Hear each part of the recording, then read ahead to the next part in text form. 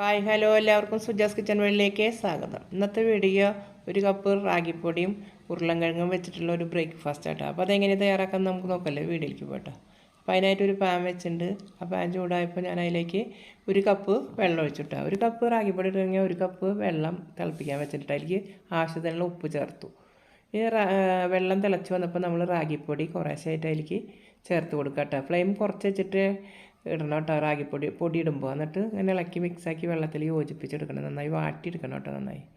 അപ്പോൾ ഒരു കപ്പിനൊരു കപ്പ് വെള്ളം തന്നെ ഉപയോഗിക്കാം കേട്ടോ. അല്ലെങ്കിൽ വെള്ളം ഇങ്ങനെ കുറുക്ക് പോലെ ഊട്ടമാവ് നമുക്ക് കൈ കൊണ്ട് തൊടാൻ പറ്റില്ല. ഇതിപ്പോൾ കണ്ടോ, ഒരു കപ്പിലേക്ക് ഒരു കപ്പും വെള്ളം മാവും ഒരു കപ്പായപ്പോൾ റെഡിയായി കിട്ടിയിട്ടുണ്ട് കേട്ടോ. പാകം കറക്റ്റായിട്ടോ കണ്ടത്. എന്നിട്ട് ഞാൻ കൈ കൊണ്ട് അതൊന്ന് ചൂടാറിയപ്പോൾ അങ്ങനെ കുഴച്ച് നന്നായി ഉരുട്ടിയെടുത്തു കേട്ടോ. നല്ല മയത്തിൽ കിട്ടിയിട്ടുണ്ട് നമുക്ക്. വെള്ളം കൂടി അങ്ങനെയല്ല, ഇങ്ങനെ കുറുക്ക് പോലെ ആയിട്ട് കൈമ ഒട്ടി പിടിക്കൂട്ടെ നന്നായി.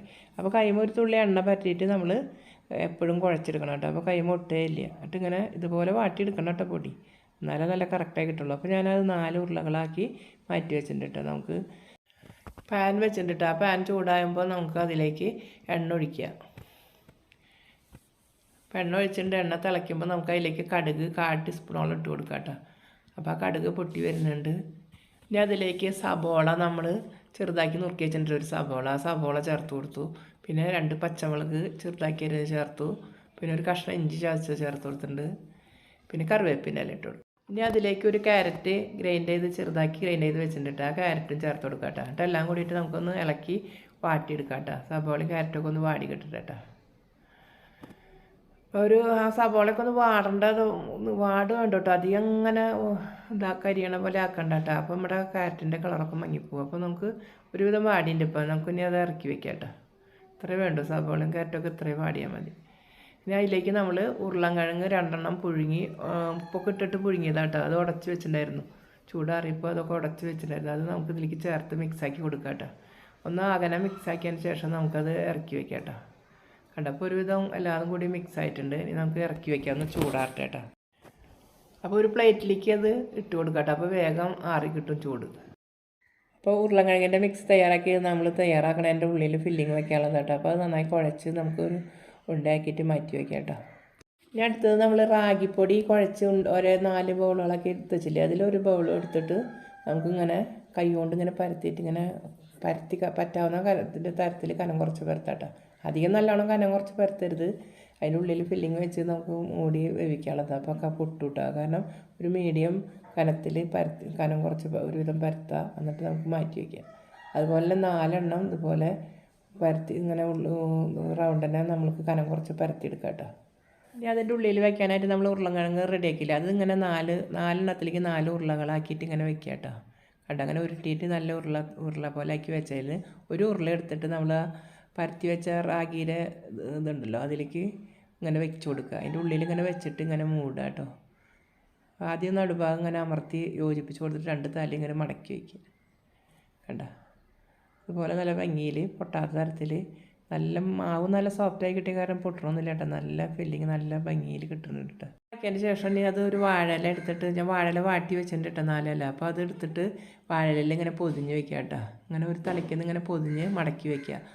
അപ്പോൾ എന്നിട്ട് അത് ആവിൽ വേവിക്കുമ്പോൾ ആ വാഴയില മണം കൂടിയൊക്കെ ആകുമ്പോഴേ നല്ല ടേസ്റ്റായിട്ട് അത് കഴിക്കാനായിട്ട്. ഉള്ളിൽ നല്ല മസാല ദോശയുടെ ഫില്ലിങ്ങൊക്കെ ഇല്ല. അപ്പോൾ വന്ന് നന്നായി കഴിക്കാൻ നല്ല രസമാണ്. ഇതുപോലെ ഓരോന്നും ഉള്ളിൽ വെച്ച് പൊതിഞ്ഞ് റെഡിയാക്കിയിട്ട് മാറ്റി വയ്ക്കുക കേട്ടോ. അതുപോലെ 4 എണ്ണം അതുപോലെ ഉണ്ടാക്കുക. അപ്പോൾ 4 എണ്ണം അതുപോലെ ഉണ്ടാക്കി വെച്ചിട്ടുണ്ട് ഞാൻ ഇലയിൽ പൊതിഞ്ഞിട്ടിട്ടോ. അപ്പോൾ റാഗി പൊടിയുടെ അതിൽ ആദ്യം മസാല വെച്ച് പൊതിഞ്ഞ് പിന്നെ ഇലയിൽ പൊതിഞ്ഞ് റെഡിയാക്കി വെച്ചിട്ടുണ്ട്. ഇനി ഞാൻ അത് ആവിൽ വേവിക്കാൻ ഒരു ഇട്ടിച്ചെമ്പിൽ വെള്ളം വെച്ചിട്ടുണ്ടായിരുന്നു കേട്ടോ. ആ ഇഡ്ഡലിച്ചെമ്പിലെ വെള്ളം തിളച്ചിട്ടുണ്ട്. അപ്പോൾ ആ ഒരു തട്ട് വെച്ച് കൊടുത്തിട്ടുണ്ട്. അത് വേറെ ഇത് നമ്മൾ വെക്കണത് ആവിൽ വേവിക്കാനായിട്ട്. അതിൻ്റെ മുകളിൽ ആ തട്ടിൻ്റെ മുകളിൽ നമുക്ക് 4 എണ്ണം പരത്തി വെച്ച് കൊടുക്കാം കേട്ടോ. അപ്പോൾ അതേ ഒരെണ്ണം വെച്ചു, അതുപോലെ 3 എണ്ണം കൂടി ഇങ്ങനെ വെച്ച് കൊടുക്കാം കേട്ടോ. വാഴയിലയിൽ പൊതിഞ്ഞ കാരണം വാഴയില ആവിയിൽ ഇങ്ങനെ വേകുമ്പോഴല്ല, ഇല വാടുമ്പോഴൊക്കെ ആ മണം വരുമ്പോൾ എന്താ രസം എന്ന് പറയാൻ കഴിക്കാനായിട്ട്. ആ ഇലയും കൂടി ഗുണം നമുക്ക് ആ പലഹാരത്തിലേക്ക് കയറും കേട്ടോ. അപ്പോൾ നല്ല ടേസ്റ്റ് അത് കഴിക്കാൻ. ഉള്ളിലെ ഫില്ലിങ്ങും മസാല ദോശയുടെ ഫില്ലിങ് പോലെയല്ല നമ്മൾ വെച്ച് കൊടുത്തിരിക്കുന്നത്. അപ്പോൾ എല്ലാം കൂടി കൂട്ടി കഴിക്കുമ്പോൾ നല്ല ഇത് റാഗിപ്പൊടിയാണെന്ന് നമുക്ക് അറിയേയില്ല. അപ്പോൾ റാഗിപ്പൊടി കഴിക്കാത്തവർക്കൊക്കെ ഇങ്ങനെ കഴിക്കുന്നത് നല്ലതാണ് കേട്ടോ. ഇപ്പോൾ ഒരു 5-6 മിനിറ്റ് കഴിഞ്ഞപ്പോൾ ഞാൻ തുറന്ന് നോക്കുമ്പോൾ കണ്ടത് നന്നായി വെന്തിട്ടുണ്ട് കേട്ടോ. റാഗിയൊക്കെ ഒരുവിധം വെന്തതല്ലേ, പിന്നെ മസാല അത് ഉരുളക്കിഴങ്ങൊക്കെ വെന്തതല്ലേ, അപ്പോൾ വേഗം റെഡി ആയിട്ടിട്ട് ഒരു 5-6 മിനിറ്റ് കഴിച്ചിട്ടേ വേണ്ടു. ഇപ്പോൾ ഒരെണ്ണം എടുത്തുണ്ട്, ഓരോന്നും അതിൻ്റെ ഉള്ളിൽ നിന്ന് ഞാൻ കിണ്ണത്തിലേക്ക് എടുത്ത് മാറ്റിച്ചിട്ട് തുറന്ന് നോക്കുമ്പോൾ നോക്കിയാൽ നന്നായി വെന്തിട്ടുണ്ട് കേട്ടോ. അപ്പോൾ ഒന്ന് ആറാൻ വേണ്ടിയിട്ട് ഞാൻ എല്ലാതും ഇങ്ങനെ തുറന്ന് വയ്ക്കുക കേട്ടോ, ഇലയിൽ ഒന്ന് ചൂടാറാൻ വേണ്ടിയിട്ട് കേട്ടോ. കണ്ട ഇല ഒക്കെ വാടി എന്താ അതിൻ്റെ മണം വരുമ്പോൾ കഴിക്കാനായിട്ട് തോന്നും കേട്ടോ. അപ്പോൾ ഞാൻ ഒന്ന് ആറട്ടെ കേട്ടോ, ചൂടാറിയതിന് ശേഷം നമുക്ക് മുറിച്ച് നോക്കണം കേട്ടോ.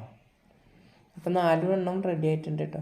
അപ്പോൾ ഒരുവിധം ചൂടാറിയിട്ടുണ്ട്. അപ്പോൾ ഒരെണ്ണം എടുത്ത് നമുക്ക് മുറിച്ച് നോക്കാം അതിൻ്റെ ഉള്ളിൽ എങ്ങനെയുണ്ടെന്നുള്ളത്. കണ്ട മുറിച്ച് നോക്കുമ്പോൾ നോക്കിയാൽ മസാലയൊക്കെ നല്ല മാതിരി വെന്ത് പിടിച്ച് നല്ല മണം വരണ്ടിട്ട് അതിൻ്റെ ഉള്ളിൽ കണ്ട നല്ല ഇങ്ങനെ അതോടുകൂടി കൂട്ടി കഴിക്കുമ്പോഴേ നമുക്ക് രാക്കിപ്പൊടിയാണെന്ന് ഇതൊന്നും അറിയില്ല. അപ്പോൾ ചൂടാറിയപ്പോൾ ഞാൻ എല്ലാതും മുറിച്ച് പീസുകളാക്കിയിട്ട് പ്ലേറ്റിൽ ഇങ്ങനെ വെച്ചിട്ടുണ്ട്. കാണുമ്പോൾ നല്ല ഭംഗിയിൽ കഴിക്കാനും നല്ല രസമായിട്ട് അതോട്. അപ്പോൾ എല്ലാവരും അതുപോലെ ചെയ്തൊക്കെ എല്ലാവർക്കും ഇഷ്ടപ്പെട്ടെങ്കിൽ സബ്സ്ക്രൈബ് ചെയ്യുക, ലൈക്ക് ചെയ്യുക, ഷെയർ ചെയ്യുക, ബെൽ ബട്ടൺ അമർത്തുക. പുതുതായി വല്ലവരും കാണുന്നവരുണ്ടെങ്കിൽ ദയവ് ചെയ്ത് സബ്സ്ക്രൈബ് ചെയ്യണം കേട്ടോ. എല്ലാവർക്കും ബൈ.